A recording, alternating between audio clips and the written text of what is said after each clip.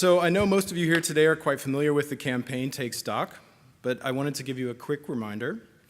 Launched in June 2015, TakeStock is a global campaign to put an end to contraceptive stockouts because we believe that finding a shelf empty of the right contraceptive is the same as finding no contraceptive at all.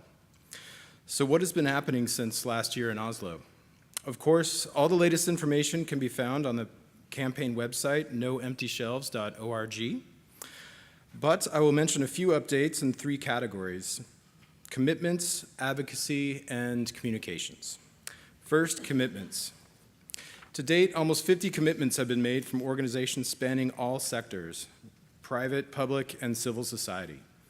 But there are many, but there are two from this year that are worth noting. First, thanks to concerted effort from our partner MSH, and specifically to Mohammed Kabira, who's hosting a table at this session. Is Mohammed in the room? There he is, right here.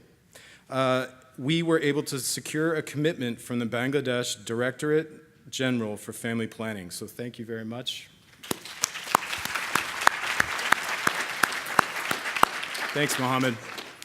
Second, the commitment we received from La République du Burundi, Programme National de Santé de la Reproduction, came about through the tireless efforts of our RHSC Executive Committee member from iPlus Solutions, Frank Roymans.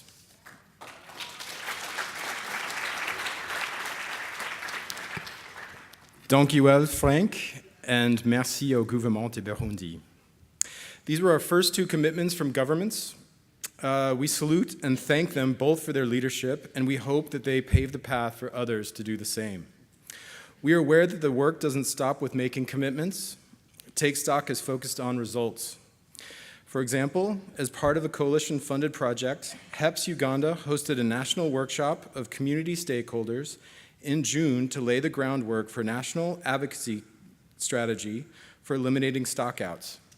HEPS is represented here this week by Joan Kilande, who is also hosting a table discussion in this session. Is Joan here? There she is, right in the back. We are also thankful that the USAID PSM project aligned its stockout indicator with the coalition's universal stockout indicator. That's stockouts on the day of assessment. Our former stockouts technical officer, Ellen Thompson, might have had something to do with that. Thanks, Ellen, USAID, and PSM. We're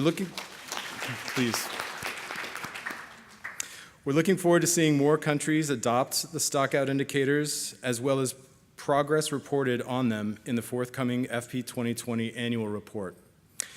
We've also recently circulated a quick and easy survey to all commitment makers, sharing best practices and lessons learned and gathering progress. We'll probably send a reminder around, but if you've received it, please fill that out. We need your help following through on advocating and reaching out to other partners, which brings me to my second point, advocacy. Commitments from all organizations are important, but our priority now is engaging more ministries of health to engage and building a reservoir of commitment makers at country level who want to do something about stockouts and reduce them once and for all. We are relying heavily on partners, just as we did in Bangladesh and Burundi.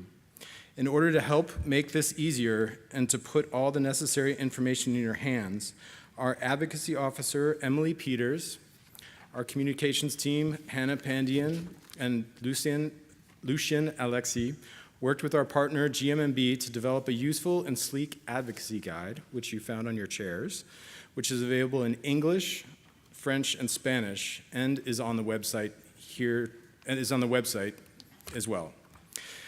And last but not least, another important component of this campaign is communications.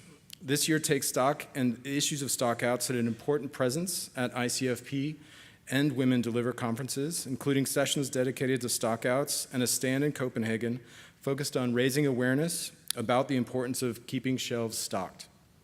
I'm also excited to tell you about another collaboration we're working on in Francophone Africa through our second regional office, headed by Aminatu Sarr, who's also here this evening, somewhere. There she is. The coalition has taken advantage of an opportunity to use the platform created by a popular television series in Francophone Africa focused on reproductive and child health, quality of health services, and gender-based violence. Titled C'est la vie, that's life, and created by the Senegalese organization ONG Race, the series completed season 1 in 2015, which aired on TV5 Monde, a French worldwide TV channel reaching all Francophone countries in Africa, and an additional 44 local African channels in as many different countries. Viewership is estimated at over 100 million. Yes, you heard that correctly, 100 million. We have negotiated the inclusion of our messages into 9 episodes of season 2, which will film next month and begin airing in early 2017. This is a great opportunity to deliver TakeStock campaign messages in an entertaining, convincing way to Francophone and Anglophone African viewers and decision makers. Ami will be hosting a table discussion on C'est la vie in a moment, so you might consider seeking her out. We have lots of interesting discussions lined up for this session, which we'll hear about next.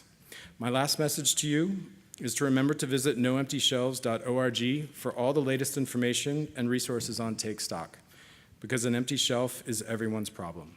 Thank you.